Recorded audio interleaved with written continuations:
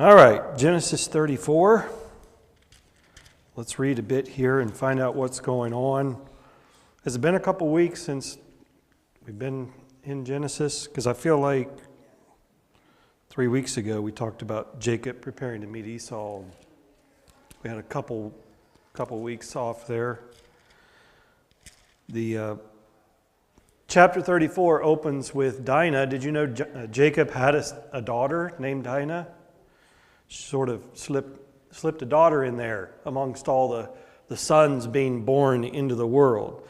So Dinah is the daughter of Leah, who is Jacob's first wife, right? And we see all the history about Leah before. She went out to visit the women of the land. When Shechem, the son of Hamor, the Hivite, the ruler of that area, saw her, he took her and violated. His heart was drawn to Dinah, daughter of Jacob, and he loved the girl and spoke tenderly to her. And Shechem said to his father, Hamor, "Get me this girl as my wife."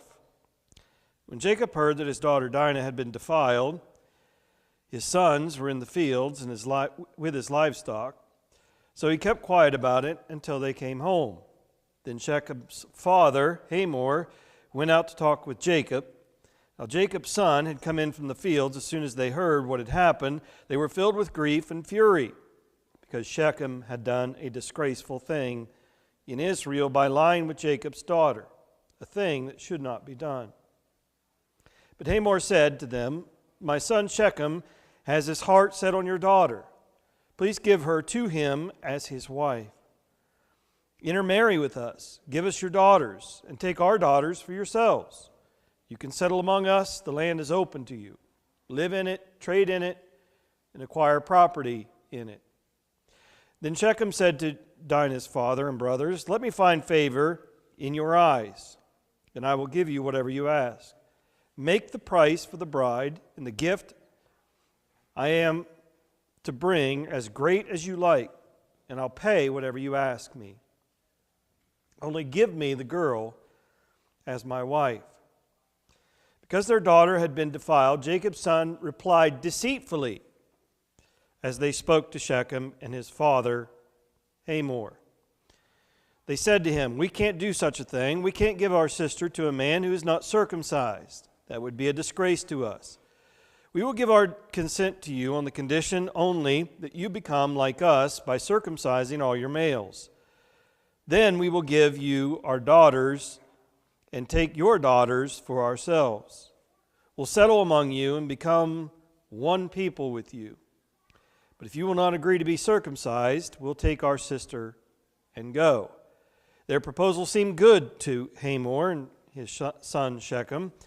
The young man, who was most honored of all his father's household, lost no time in doing what they said, because he was delighted with Jacob's daughter.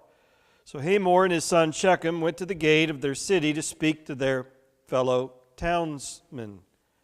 "These men are friendly towards us," they said. "Let them live in our land and trade in it. The land has plenty of room for them. We can marry their daughters and they can marry ours. But the men will consent to live with us, will not consent to live with us as one people, only on the condition that our males be circumcised as they themselves are. Won't their livestock, their property, and all their other animals be ours? So let us give our consent to them, and they will settle among us." All the men who went out of the city gate agreed with Hamor and his son Shechem, and every male in the city was circumcised. 3 days later, while all of them were still in pain, two of Jacob's sons, Simeon and Levi, Dinah's brothers, took their swords and attacked the unsuspecting city, killing every male. They put Hamor and his son Shechem to the sword and took Dinah from Shechem's house and left. The sons of Jacob came upon the dead bodies and looted the city where their sister had been defiled. They seized their flocks and herds and donkeys and everything else of theirs in the city and out of the fields. They carried off all their wealth, all their women and children, taking as plunder everything in the houses. Then Jacob said to Simeon and Levi, You have brought trouble on me, making me a stench to the Canaanites and the Perizzites, the people living in this land. We are few in number, and if they join forces against me and attack me, I and my household will be destroyed." But their reply, should he have treated our sister like a prostitute? So what would you think in ancient Near Eastern cultures was the customary progression of courtship and marriage?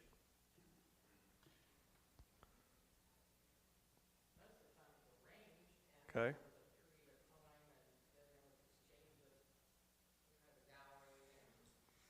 And that takes place in this chapter.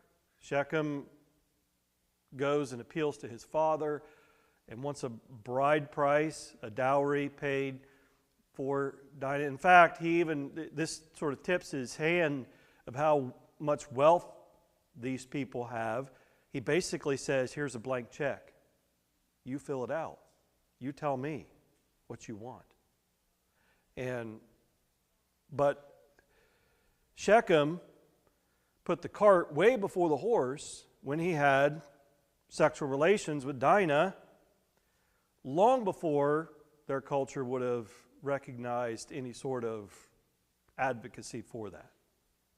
And of course, marriages, even to this day in Eastern cultures, are pretty long, what we would consider drawn-out processes where the entire extended family and community come together and support and show their blessings for the individuals who are engaging in that. And it is a multi-day, thing, during which, at the end of which, I can't remember, there is the consummation process where the now husband and wife consummate their marriage sexually, and in fact the entire community is sort of in anticipation of that event.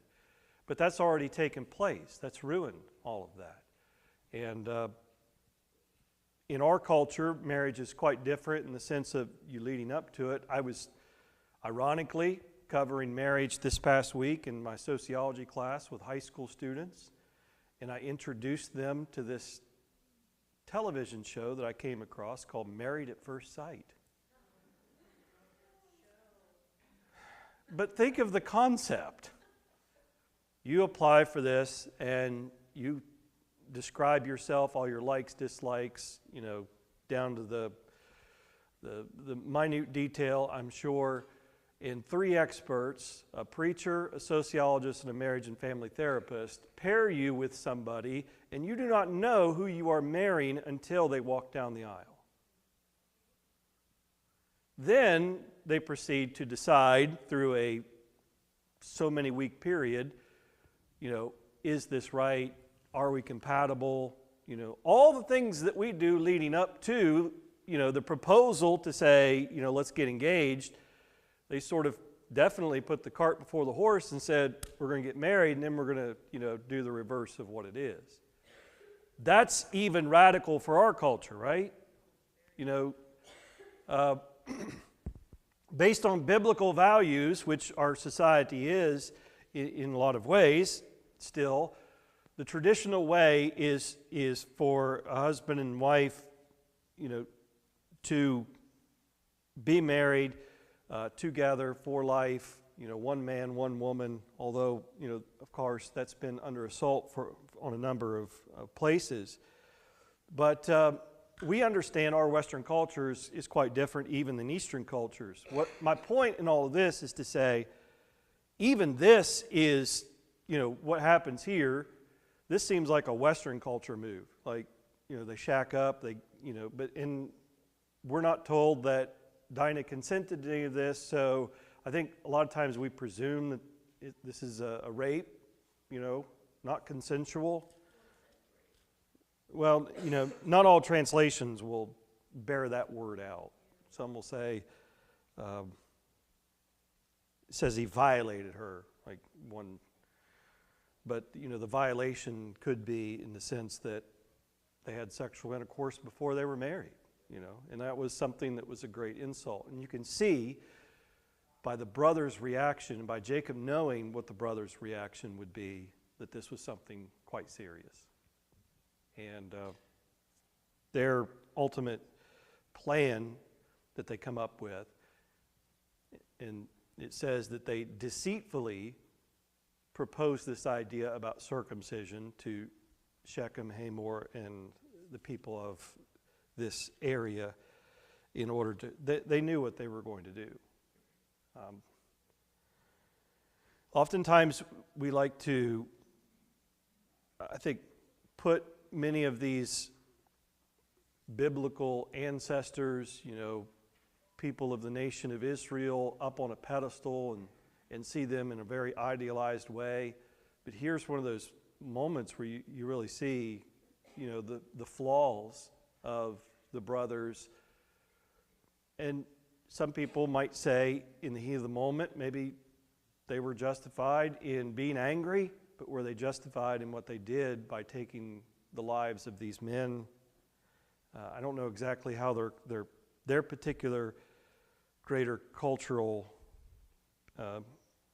significance would have been towards that. We haven't read it yet in our text today, but we also see one of the brothers has sexual relationship with his father's concubine, and that takes place. So you see a lot of, if you had this idealized picture of all these brothers, in their lives, and they're great, faithful, monotheistic, warriors. They had their flaws, right? They had their issues to begin with. And one of the things that you find is in this encounter here, Jacob realizes that he, in a lot of ways, is still a foreigner. Even though God took care of him, brought him back, reconciled he and Esau back together, he's still very apprehensive in how he's dealing with people that lives around him. Now, how would you describe maybe the size of these people or the wealth of these people, just on what we read there in chapter 34? Maybe the size of the town. Does it give you any indication?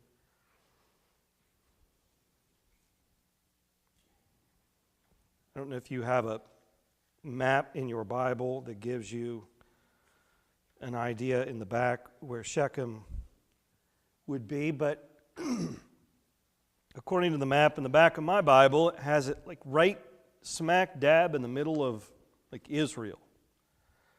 So if you find Jerusalem, go to the east a little bit, you'll find Jericho, but then if you shoot straight north, you'll see Shiloh and then Shechem as you journey north in Israel. So it's right there in the middle.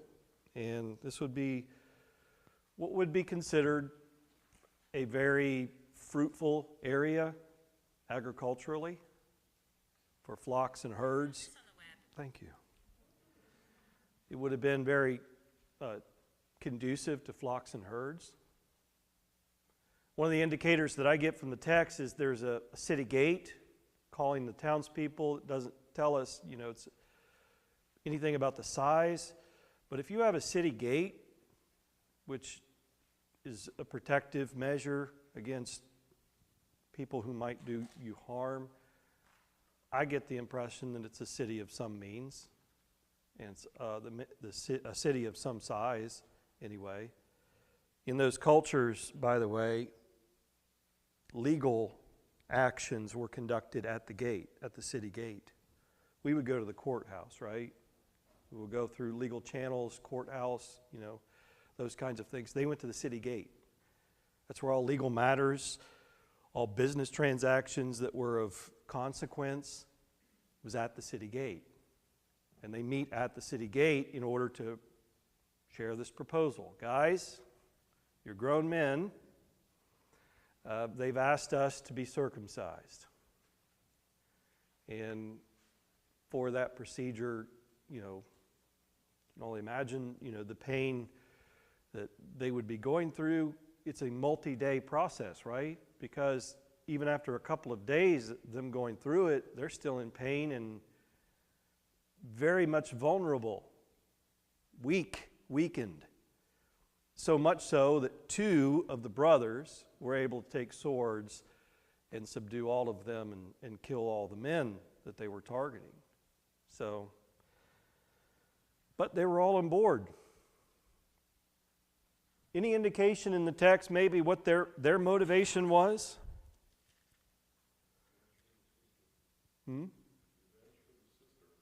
Well, I mean, the people of Shechem's people. What do you think? Like, what would cause you as a grown man to agree to those terms? For somebody that you're not going to particularly marry.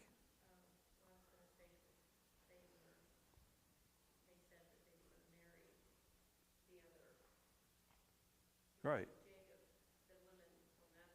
But in order to sell this proposal to the people of the town, who are not, I mean, they may, who knows, they may be extended family, or this may just be bro code, you know. Let's just, you know.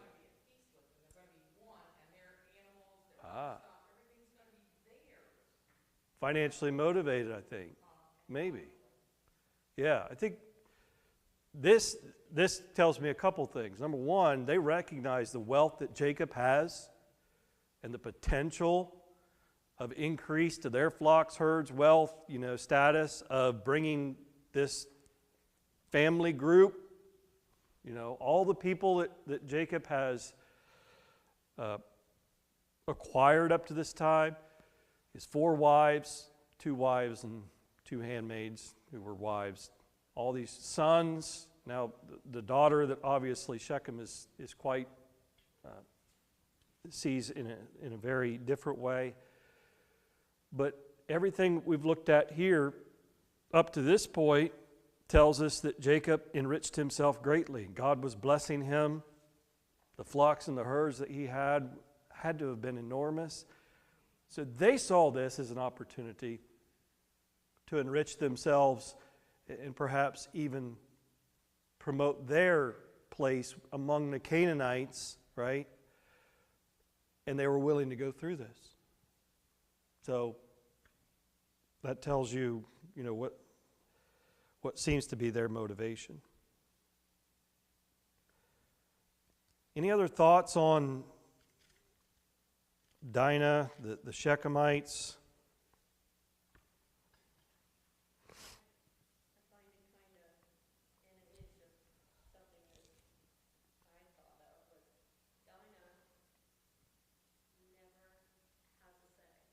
Mm-hmm.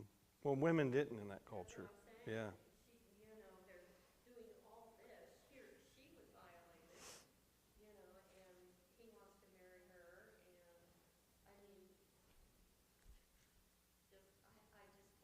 Yeah. Yeah, it's, you know, if you think about how radically different, you know, their culture is in terms of arranged marriages, you know, if you can look at the statistics, and there are statistics on it, I don't know, statistics don't bear out everything. One of the things I shared with my mostly 11th grade students this past week was, statistically, your parents could probably choose a better mate for you than you can. They disagreed with me vigorously on that, of course, as 11th graders would. But oftentimes these arranged marriages weren't sitting down, okay, do we think she'll be compatible with him? Let's look at all of his likes, dislikes. You know, do you like long walks in the meadow? You know, are you a fisherman? Are you a hunter? We have sort of a tomboyish daughter now. We need to sort of, you know, or maybe they were the camp of opposites attract. So, you know, I don't know if they went down that road. But often it didn't play out like that, I'm sure. Oftentimes these were either politically arranged, you know, things that would financially benefit families, right? And this lasts even into the Middle Ages of European countries, and, you know, especially among the nobility, arranged marriages and those sorts of things. These are Canaanites, though. We have to remember that. These people, based on, as you continue reading in chapter 35, which we'll do here in just a second, These people worship foreign gods. They do not worship Yahweh, Elohim, the God of Jacob. And this is something that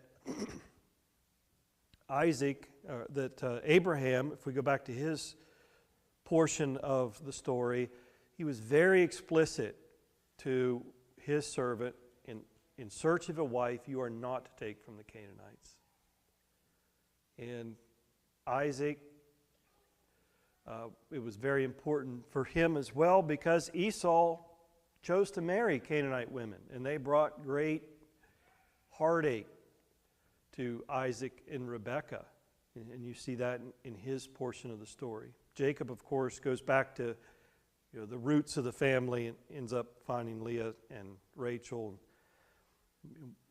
We know the rest of that story. But it's interesting going back to Abraham's desire not to intermarry with the Canaanites, because it's not an equal yoking together of their faiths. These are monotheistic people. You don't want to marry people who are polytheistic, because they will impact you in a negative way and draw you away from your faith in God. At the beginning of chapter 35, when Jacob goes to this place called Bethel,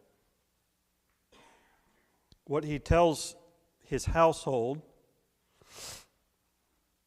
verse 2 of chapter 35, Jacob said to his household, to all who are with him, get rid of the foreign gods you have with you, and purify yourselves, and change your clothes. Then come, let us go up to Bethel, where I will build an altar to God, who answered me in the day of my distress, who has been with me wherever I have gone. So they gave Jacob all the foreign gods they had, and the rings in their ears. And Jacob buried them under the oak at Shechem. And they all set out. The terror of God fell on all the towns around them, so that no one pursued them. A couple things here. This was one of those stories for years when I would come across it. I would think, well, there's still some lingering polytheistic clingers, within Jacob's household, right? You would think after all of this that Jacob's been through, and they're still struggling with people with foreign gods. When they're fleeing Laban's house, do you remember that story? Rachel takes the household gods, right? Do you think these are part of those that were seized at this moment? Because remember, she didn't give them up before. She said, I can't stand up. It's that time of the month. She didn't give them to, So I always assumed that maybe it was Jacob's people who hadn't really fully committed themselves to this monotheistic faith of Yahweh, of the God of Jacob, Isaac, Abraham. But then, having read chapter 34 for today's lesson, right before I read 35, which is usually how we do it, right? I saw that they took with them, after the brothers did what they did, the women, the children, and all the plunder of Shechem. And these were Canaanites. And since 34 happened before 35, they were now part of Jacob's household. So I would think the majority, giving Jacob and his people the credit, the benefit of the doubt, the majority of the gods, the false gods that were collected here were probably from the people from Shechem's city. But this is a very important thing, for them to now be a part of Jacob's household, great extended family that had to have been enormous at this time, right? For them to be a part of his household, they had to acknowledge and be a part of his patriarchal faith, right? Because this was his faith.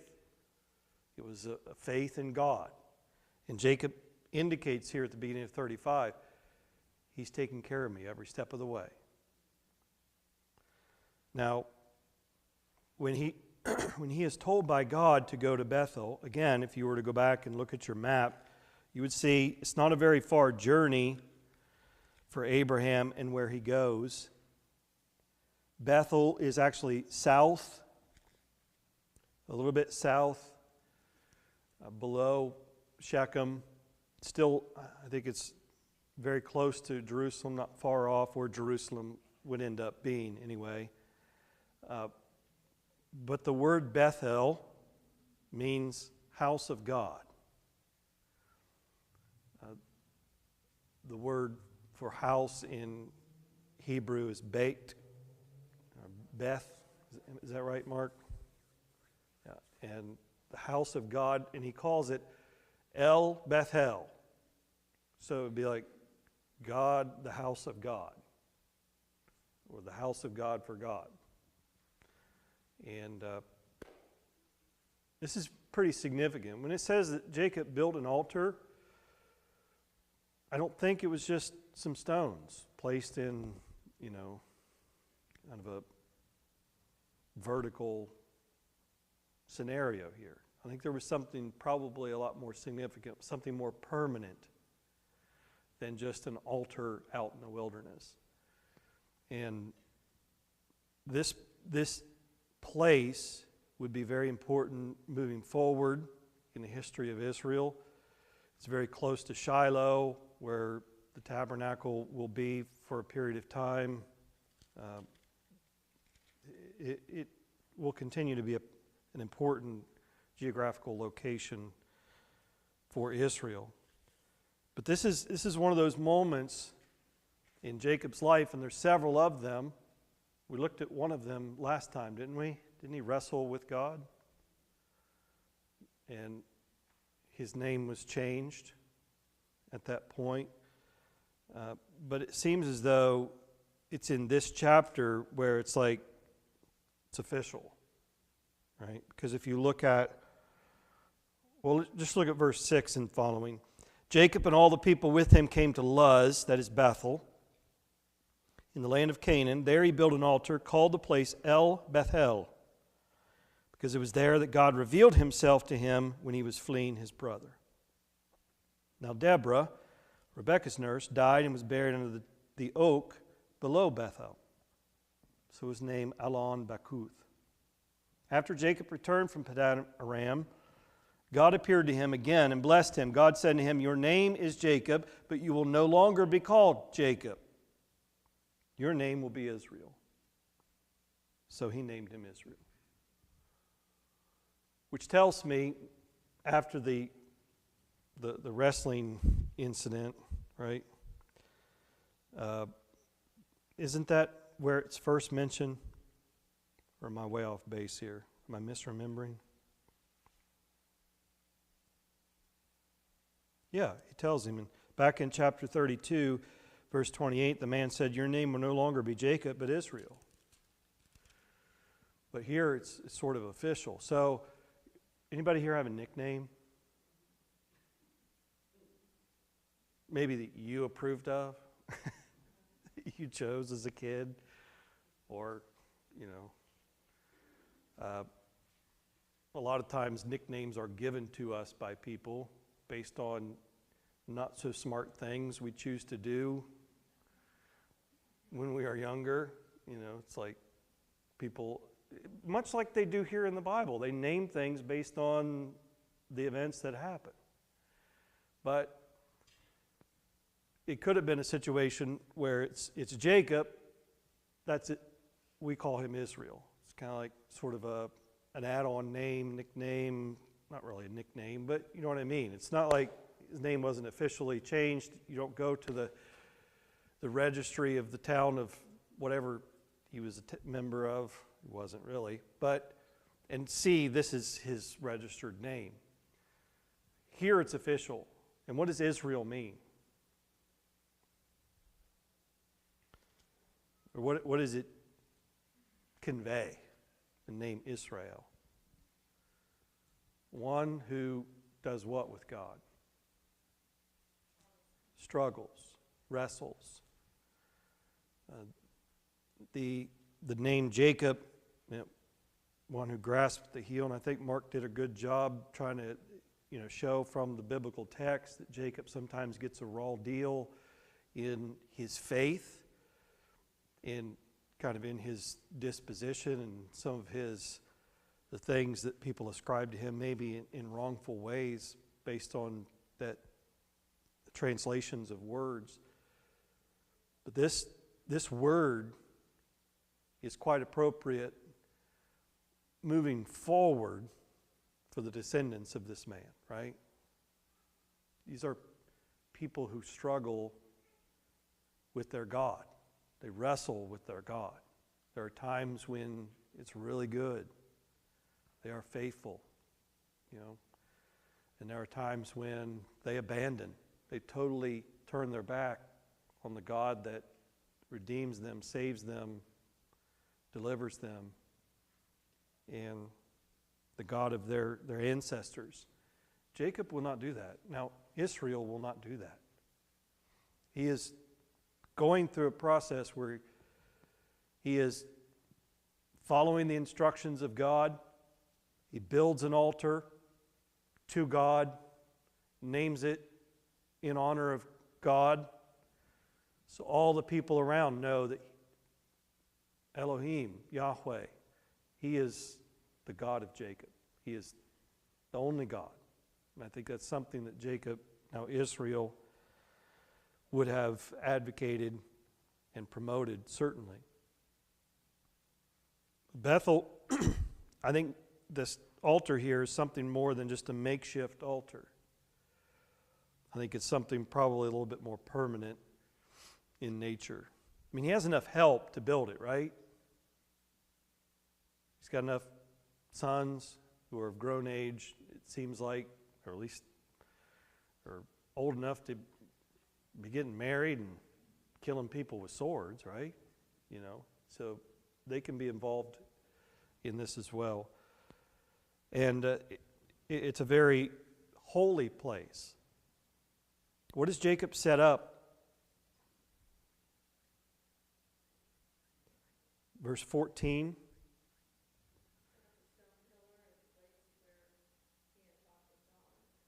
And I think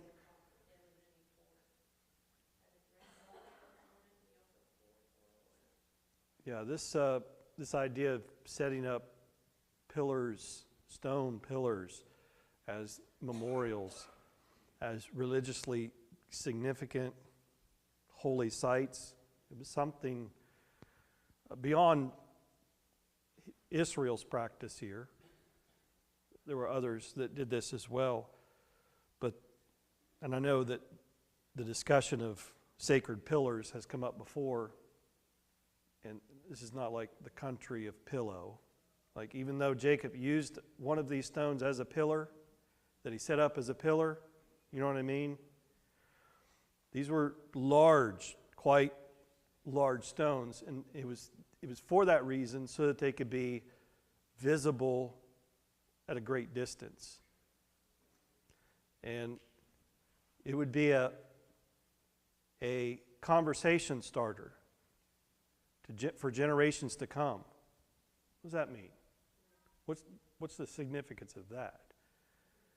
And it's one of those teachable moments that enables you to pass on orally to the next generation the religious significance of that place, or maybe the historical significance of that place. Do we have those things around anymore?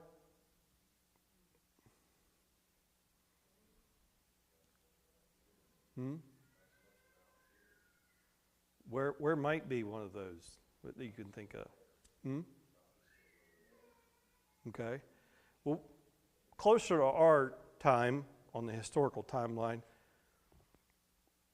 we don't really put up like crude, in terms of, I'm not looking down on what they did, but like crude stones, large stones. We would put like a very sophisticated monument together, like I think of like monuments and what they represent, and those are teachable moments, things from a historical perspective, that when somebody looks at that, it's like it's an attention grabber, right? You have my attention. And it's an opportunity to learn. The thing, that in our world, I don't know if there's man-made wonders, there's natural wonders and those sorts of things. I'm not classifying sacred pillar stones as natural wonders or anything.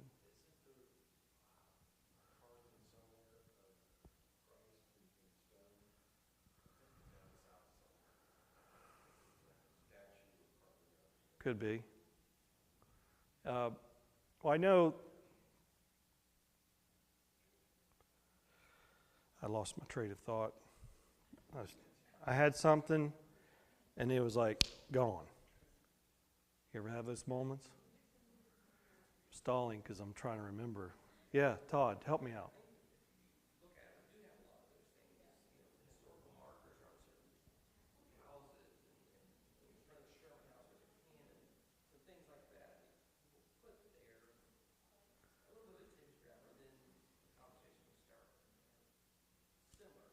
Yeah. Yeah.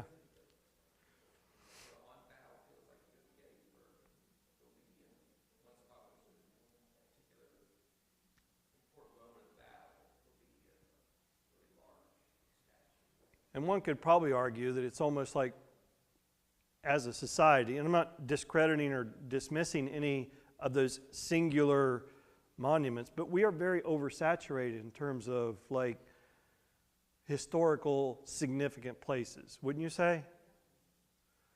When I taught it in Southern Perry County, I had them do a Ohio historical marker activity where in their community there are registered Ohio historical markers about certain, things that took place in their geographic region. And a lot of them didn't even really know that some of them were in their backyard. And there were a lot of them. Robinson's Cave, the world's greatest mine fire, lots of things that we took that opportunity to learn about the historical significance of it, but it's based on people putting up a historical marker, and identifying this place with that sign as something that took place there. For us, I think these are very spiritually focused, spiritually rich parts. And for us, while we don't have tangible, sizable things like that maybe the next younger generation can say, what's the significance of that? But certainly you've probably had a conversation with the next generation about significant and important symbols, religious symbols within our worship and community of faith. The Lord's Supper would be one. It's supposed to be a teachable moment for our children. Each and every week it's a teachable moment, which itself was rooted in an historical event that was to be a teachable moment. And there were specific items within the Passover observance, and the children were supposed to say, what does this mean? And the parents and grandparents could say, this is what it means. This is the great significance. So they would remember, never forget all these important, significant things. So Jacob has a history of doing this. And, for generations, Bethel would be designated as a very important, religiously significant place because of what Jacob did here. He built the great altar. And I don't know how long that altar would stand or what all was involved with it. But I've been to some of these archaeological sites where, they've dug up remains of these ancient altar sites.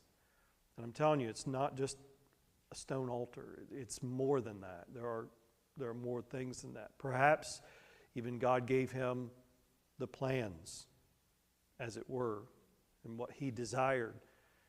We're not told in the text here, but I don't know that God would have left it up to Jacob to say, you figure out the design. that kind of thing. Seems to me that God's very specific as we move forward in the design that he wants for his religious holy places. And this is the place where God spoke to Israel, where he revealed himself. It's a place not far from here where Rachel dies, giving birth, right? The last couple stories of our text here. We have like 2 minutes left. She has great difficulty in giving birth to what is her second son, right? Gave birth to Joseph, and now she wants to call him what? Ben-Oni, which means son of my trouble. And it doesn't mean this son's a troubled child or anything, like the troublemaker son. It's just that it was great physical struggle giving birth to this child, obviously, because she died after he was born. Israel says, no, I'm not naming him Ben-Oni, which that would probably bring up all sorts of bad connotations, right? He loved Rachel very much, and so he names him what? Benjamin, which means son of my right hand. And this shows the significance of this child to Israel. He will be protected like no other, because this is the child that Rachel gave me before she died. And Joseph, of course, will be quite special in Israel's eyes as well. But Benjamin, I get the impression that Dad doesn't let him get too far out of his sight, because he was very special. The 12 sons are listed now that the 12 sons are complete. The 12 sons and one daughter. There are other, certainly, members of the household. Chapter 36 is the descendants of Esau. They are referred to in the Bible as Edomites. And they live in a place that is southeast of Israel. So if you were, again, to look at a map, you would see Judah in the southern part of Israel, the Dead Sea, I probably should go the opposite direction. I'm standing opposite of you. So Israel, Dead Sea down here. To the east of the Dead Sea is the land where Edom is located, where the descendants of Esau settled. They call it the land of Seir. Seir, S-E-I-R. Now, big scope, like big picture. Are the Edomites, do they turn out to be good, godly people? The descendants of Esau? We sort of know how, we have a lot more information about the descendants of Jacob, Israel, right? But there are times when the Edomites, the descendants of Esau, are described for us in different events. And think about how close of a connection these people should have, the Israelites and the Edomites. They should be close kin, right? I mean, they go back to Jacob and Esau. But there are prophetical writings. Obadiah is one that comes down strong and hard against the sins of Edom. In short, they become a very pagan people. They are not the same spiritually, on the same spiritual direction that the descendants of Israel will be. And in fact, there's great conflict, military conflict, between the two peoples. And but that's what chapter 36 is about. And if we had time, we would read through all these wonderful names. But I'm not sure that it's necessary for us to do that publicly. Would be a challenge. And I always remember when I would ask the young men to read parts of the Old Testament, if it had those names in them, like I could just see them metaphorically shaking their fist at me, like, dirty dog. And I would say, here's the key. You pronounce it like you think it should be pronounced, and they won't know any different. Because they're thinking the same thing you are. Just pronounce it how you think it should be. Don't worry about the correct pronunciation. Just read it. All right, let's have a prayer as we close. Lord, we thank you for your word. We thank you for the story of Israel, for the positives that we can draw from him, his faith, his leadership. And Father, even though his son sometimes brought him great turmoil and sometimes pain, we're thankful for the lessons that we can even learn from those circumstances. We pray, Father, that you'll help us in our generation to teach the next generation of the important aspects of faith and what it means to be faithful to you. We're thankful for this time. We just pray that you'll help us as we reflect on your word throughout this week and the significance for us. Help us to put it into practice. In Christ's name we pray. Amen.